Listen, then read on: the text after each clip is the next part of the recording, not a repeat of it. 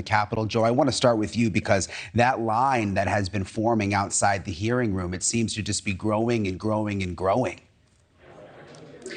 Yeah, you're right, Brian. It does. You see right now that there are people that are coming in, but we just got some news, and what you're about to see is these doors close relatively quickly, and I think there you go. That may be all that there is. The reason that you just saw that is because we have this line here, you have another line around that corner, but they only have about 6 or 7 available seats, I am told, for the general public.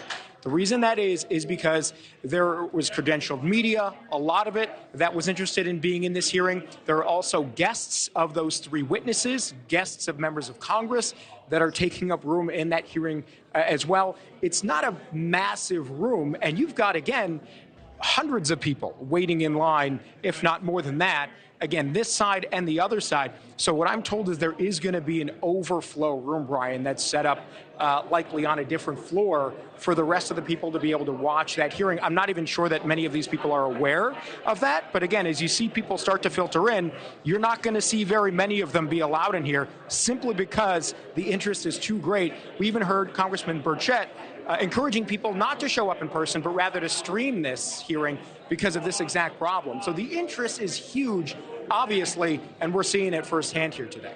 It seems like they're just letting 1 or 2 people in at a time from what I can tell behind you. Got to be a disappointment for people, though. I heard earlier one woman said she was lined up since 2:30 in the morning. I think people thought they were going to be able to get into that room. I mean, it was incredible. That woman and her husband are spending their 10th wedding anniversary here, and they paid people to stay in line for them at 2:30 in the morning. They flew from California. That is the kind of interest that there is in this story and in this hearing. Thankfully, I can tell you, because we just saw those 2 specific people did get in the room. They're waiting from 2:30 a.m. paid off for them because they were like 2nd or 3rd in line here. But for the vast majority of the hundreds of people who want to be inside and see it firsthand, I think, unfortunately, a lot of them are going to have to be in the overflow room in the Capitol building watching on a screen somewhere. Ross, it's hard to believe that it's really just been about a month and a half since your exclusive report here on NewsNation that started this entire thing.